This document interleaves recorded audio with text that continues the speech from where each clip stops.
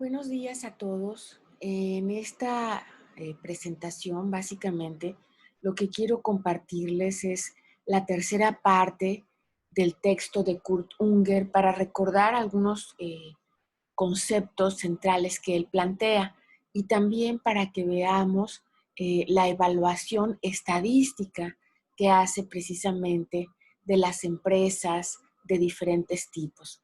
Recordemos que Kurt Unger analiza la organización industrial, la estrategia de racionalización y la estrategia de modernización, pero el análisis que hace lo hace desde una teoría en particular, que es la teoría de los sistemas nacionales de innovación.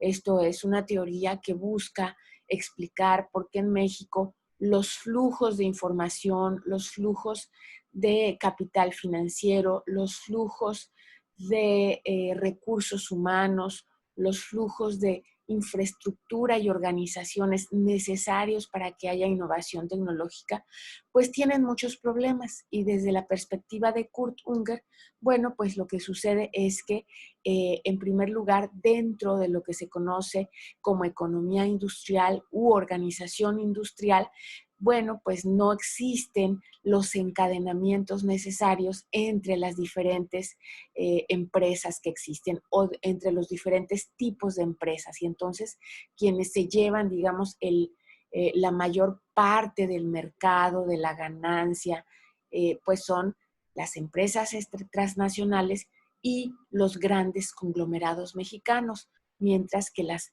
pymes se quedan fuera de estos circuitos de generación de riqueza y de generación de innovación, ¿no? Esto explicaría un poco, desde esta perspectiva económica, los problemas, porque recordemos que los problemas son multicausales, no hay una sola causa que explique la situación en la que estamos. En esta lámina, ustedes lo que pueden ver es el análisis estadístico que hace de las empresas extranjeras, que son racionalizadoras de escala principalmente y modernizadoras exitosas, ¿no?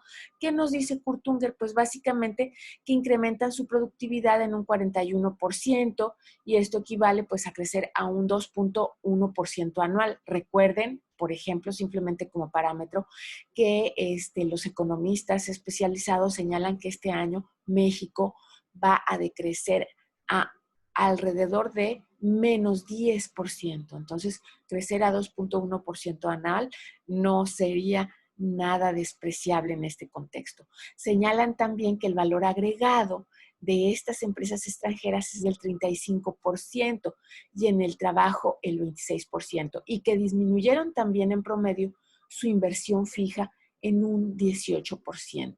¿Sí? Entonces también hubo racionalización.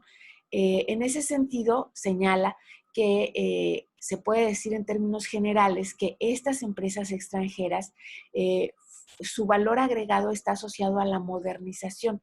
O sea, en general sí hacen una inversión. Por ejemplo, es un resumen de lo que presenta en el texto.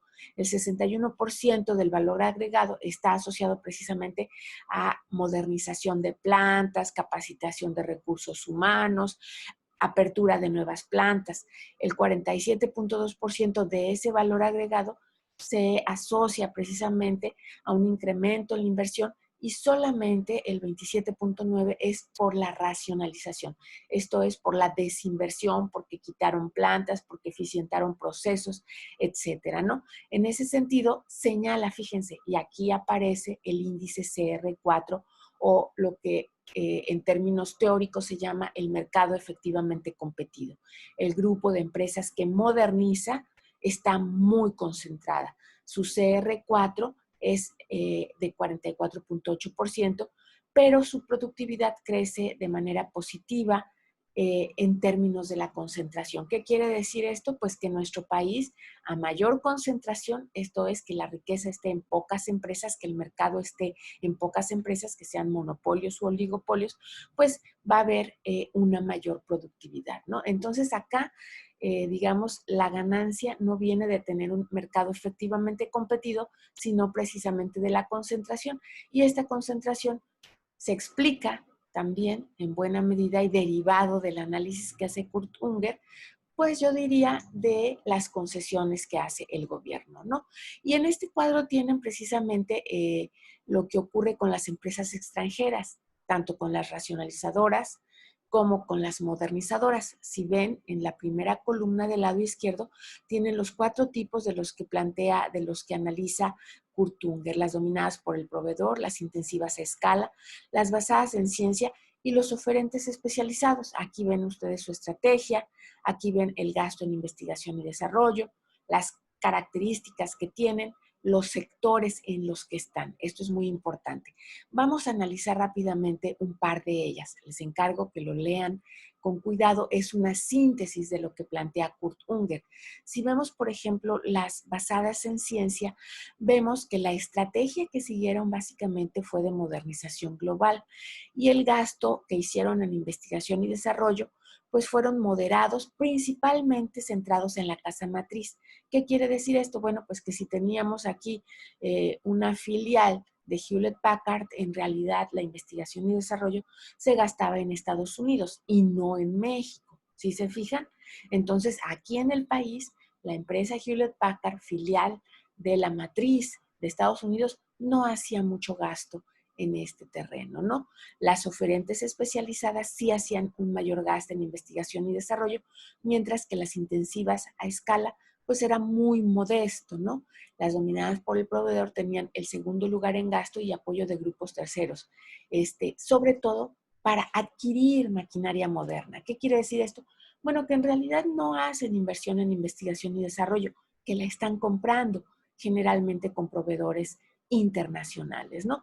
Pero volvamos a las basadas en ciencia. Vemos que tienen una alta concentración en el mercado y, bueno, pues controlan por una mayor presencia, que es mayor, un mercado que tienen en términos a más del 50%. Pensemos en las farmacéuticas americanas, por ejemplo, ¿no? Y si ustedes se fijan, pues los sectores en donde están son telecomunicaciones, farmacéutica, fotografía y colorantes. Yo les pediría que leyeran con cuidado cada uno de las estrategias que presentan, del gasto que hacen en investigación y desarrollo, las características y los sectores en donde están. Por ejemplo, las dominadas por el proveedor, pues aquí tenemos a las refresqueras, ¿sí? Tenemos también a las bebidas alcohólicas, a las conservas alimenticias, entre otras. Bueno, aquí tenemos una tabla similar a la primera que vimos para las empresas nacionales. Aquí Kurt Unger llega a la conclusión de que son modernizaciones en proceso, esto es, estaban operando, y además hay racionalizaciones exitosas. ¿Qué quiere decir esto? Bueno, pues que las empresas nacionales se centran más en la estrategia de racionalización o desinversión. Esto es, ya no invierten en nueva maquinaria, cortan plantas, cortan personal, etcétera. Hay una mejoría de la productividad en promedio del 24%. Esto es 1% anual. ¿Qué significa esto comparadas con las empresas extranjeras? Bueno, pues que hay una mayor productividad, pero es a la mitad, igual su crecimiento anual respecto a las extranjeras, ¿sí? En ese sentido, bueno, pues hay que señalar que estas empresas se centran en la racionalización y disminuye su inversión en un 16%, ¿no? Las que logran modernizar, eh, confirman su importancia en los mercados y compensan la inversión con mayor valor agregado. Sin embargo, bueno, pues tiene poca presencia de empresa extranjera, ¿no? También encontramos en modernizadoras que pierden. ¿Qué quiere decir esto? Bueno, que invierten, ¿sí? Pero que no ganan mucho en términos de productividad, ¿no? Y en ese sentido, su productividad se relaciona negativamente con la concentración y la presencia extranjera. ¿Qué quiere decir esto? Bueno, pues que el mercado lo tienen acaparado las extranjeras y entonces, aunque invierten, aunque modernizan, pues no logran, digamos, ganarles en términos de productividad a las empresas extranjeras. ¿Qué empresas mexicanas tenemos aquí? Vamos a analizar precisamente las basadas en ciencia, al igual que en el caso de las extranjeras. Y les pido también que lean con cuidado cada uno de los tipos que identifica Kurt Unger, los sectores en donde están, ¿sí? Y las características que tienen. Si ustedes se fijan, pues lo que llama más la atención es que en términos de gasto en investigación y desarrollo, I+D quiere decir investigación y desarrollo, pues hay poca inversión, ¿sí? Acá vemos las características que tienen. Vemos que tienen escasa importancia las empresas basadas en ciencia en México. La estrategia que toman son racionalizadoras, ¿sí? Y estas que racionalizan, esto es, que disminuyen su inversión, pues ganan porque están fuera del control de las empresas transnacionales modernizadoras, pero también son perdedoras porque se orientan a actividades en donde compiten los oligopolios de empresas extranjeras. Entonces, esta es una de las grandes barreras de entrada para las empresas mexicanas basadas en ciencia, que el mercado, por ejemplo, de las farmacéuticas, está básicamente acaparado por las empresas internacionales y desgraciadamente por las medidas establecidas por el gobierno en la actualidad, pues parece que esto va a seguir. ¿Por qué? Bueno, pues porque el gobierno actual señala que las empresas mexicanas son todas corruptas y que entonces le va a dar a las extranjeras precisamente contratos para que las extranjeras sean las que surtan los medicamentos en el sistema de salud mexicano, ¿no? Si se fijan acá, los sectores principales en los que están, pues son medicinas genéricas, insecticidas y adhesivos, telecomunicaciones, informática, cosméticos y resinas. Vamos rápidamente a ver las dominadas por el proveedor. Y aquí tenemos la industria refresquera, la de lácteos y la de muebles. Recuerden que la de lácteos tenemos una buena industria lechera nacional, industria de quesos. En el norte tenemos a Lala, tenemos Alpura, en Jalisco también tenemos una buena industria nacional. En términos de intensivas a escala, pues estaría la petroquímica, y vayan tomando datos de todo esto porque ustedes van a trabajar precisamente en estos sectores. Y aquí se podrá usar todos estos elementos analíticos que nos proporciona Kurt Unger para tener mayores elementos analíticos. Por ejemplo, la refinación también está en intensiva escala, la cervecera y de metales, etcétera. Entonces les encargo que lean cada uno de los tipos de empresa para que analicen esta síntesis y me pregunten si tienen alguna duda. Bueno, en síntesis, ¿qué queremos decir? ¿Qué nos dice este cuadro? Bueno, las empresas con mayor productividad enfrentan escasa competencia extranjera, cuando estamos hablando de las mexicanas. Y este segundo punto es muy importante. Cuando la concentración del mercado está dominado por las empresas extranjeras, pues no hay margen para las empresas mexicanas, aun cuando sean muy sólidas, para lograr bajar sus costos y tener precios competitivos, ¿no? Esto es una catástrofe. Y aquí, ¿qué tendríamos? ¿Qué necesitaríamos? Bueno, pues buenas políticas que regularan la participación en el mercado de las empresas extranjeras. Y bueno, pues en tercer lugar, los oligopolios de gran escala que racionalizan en capital, esto es, que desinvierten y desplazan mano de obra, esto es, que despiden capital, ganan en valor agregado, pero no ganan demasiado, ganan un 13.3% en promedio por su poder de mercado básicamente y por aumentar sus precios, porque tienen ese poder de mercado. Entonces, bueno, la situación no es muy, eh, eh, digamos, positiva para las empresas mexicanas, aún para los grandes conglomerados que tienen mayores debilidades en términos de mercado, ¿no? ¿Qué podríamos decir en términos de conclusiones? Bueno, pues la empresa mexicana consolida estructuras oligopólicas cada vez más concentradas por la influencia de las grandes empresas transnacionales y también por los grandes conglomerados nacionales que se orientan a la exportación, pero también de otras industrias que están poco expuestas a la competencia abierta al exterior, ¿no? Con esto lo que queremos decir, bueno, lo que señala Kurt Unger básicamente es que uno de los principales problemas es que el mercado, los diferentes sectores, está concentrado pues en empresas oligopólicas, lo que planteaba al inicio, pero también pues está en manos de las grandes empresas transnacionales, ¿no? Y en ese sentido, un segundo punto que plantea es que el sistema industrial y tecnológico está polarizado. Las empresas mexicanas de ciencia y tecnología tienen una presencia muy escasa, ¿no? Y aquí veíamos el caso en la primera sesión de esta unidad de Biohominis, esta empresa basada en ciencia, fundada por importantes genetistas mexicanos que trataban de lanzar al mercado pues una prueba para detectar y prevenir problemas de salud pública muy importantes como la diabetes. Bueno, pues tiene que cerrar porque no cuenta con el financiamiento eh, necesario para mantenerse en el mercado en las primeras etapas en donde cualquier empresa necesita mucho apoyo para competir, ¿no? Sin embargo, bueno, pues hay un exitoso desarrollo de las empresas tradicionales mexicanas, como las intensivas a escala y las dependientes del proveedor, ¿no? Y aquí podríamos hablar nuevamente de Alpura, de Coca-Cola, etcétera, ¿no? Empresas mucho más tradicionales, que están bien asentadas en el mercado, ¿no? Y en ese sentido, una tercera conclusión es que la racionalización no es garantía de competitividad en el largo plazo. En este México, cuya industria, sobre todo la tecnológica, la basada en ciencia, pues está muy desarticulada porque tenemos pocos apoyos en términos de regulación, en términos de políticas industriales que permitan que estas empresas mexicanas logren entrar y competir a los mercados.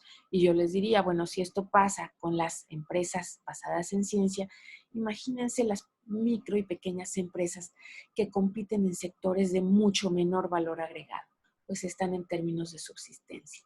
Y déjenme para terminar presentarles este caso muy pequeño, rápidamente, de un caso que estudié hace varios años en Querétaro, en donde, por ejemplo, centrados en un centro de investigación y desarrollo tecnológico público, las empresas que además tenía como tarea dar servicio a las pequeñas y medianas empresas de la región, bueno, pues ¿qué pasa? Que como las empresas clientes nacionales, estas que ustedes ven aquí, no tienen dinero para pagar los servicios, aquí si ustedes se fijan, pues están las líneas punteadas, cortadas. ¿Por qué? Bueno, pues porque la relación con el centro pues era mucho más problemática, digamos. Primero porque necesitaban conseguir recursos para poder pagarle al centro, y cuando lo conseguían y el centro le daba algún servicio, bueno, pues resultaba que era muy difícil tener proveedores de componentes, resultaba muy difícil tener organizaciones o empresas de soporte. Entonces, pues el centro sí trabajaba para ellas, pero bueno, pues con muchos problemas. Sin embargo, cuando trabajaba para las transnacionales, pues las transnacionales obtenían pues servicios adecuados. Hay un caso importante de una empresa spin-off. ¿Qué quiere decir esto? Bueno, que el centro crea una tecnología, entonces se asocia con la transnacional, se crea una nueva empresa, se da un círculo virtuoso, pequeño círculo virtuoso, porque el personal que trabajaba en esta empresa con capital extranjero se incorpora a dar docencia en las instituciones de educación superior. A su vez, estos egresados también se incorporan al centro. Sin embargo, bueno, pues debido a las regulaciones otra vez, el centro tiene que dejar de participar en esta empresa de tecnología. Y bueno, pues vemos también que las transnacionales se quedan con el conocimiento que crea este centro. ¿Por qué? Pues porque este conocimiento lo patentan los corporativos que están en otros países, ¿no? Entonces, la propiedad industrial, esto es las patentes, los secretos industriales, los diseños, etcétera, se van a los corporativos, no se quedan en México. Por otro lado, pues las empresas nacionales le venden a mercados de menor poder adquisitivo, y esto se explica pues por una política industrial ausente, ¿no? Y bueno, pues además, si ustedes se fijan en esta cadenita, en esta línea, pues que también está segmentada, pues estas empresas nacionales cliente no logran unirse a las cadenas productivas de exportación, ¿no? Y pues digamos, la tragedia mexicana. en algunos sectores, algunas empresas pues sí han logrado articularse, digamos, con cadenas productivas de exportación, pero no es algo homogéneo en el país. Finalmente, en este último ejemplo, lo que nos preguntamos, bueno, es muy importante también, ¿no? Este caso es a partir de la empresa Comex también, es un caso en el que trabajé hace algunos años. La pregunta es, ¿qué incentiva los procesos de aprendizaje de las empresas? Bueno, pues en este caso exitoso, ¿sí? Después de presentar el caso negativo, quiero presentarles un caso exitoso. Bueno, pues cuando inicia el Tratado de Libre Comercio en el 94, esta empresa, que es una de las grandes empresas mexicanas, se empieza a preparar para hacerle frente a esta apertura comercial y hacerle frente a la competencia, creando nuevas capacidades tecnológicas y de mercado. ¿Por qué? Bueno, pues porque tenían el incentivo de que había un cambio en las condiciones de competencia, precisamente porque iban a llegar a México estas grandes empresas extranjeras que vendían pintura. Esto los obliga a aprender y a generar estas nuevas capacidades que ubico básicamente en términos de mercado y en términos tecnológicos, ¿no? Sin embargo, pues, y desgraciadamente, esto no sucede en todas las empresas.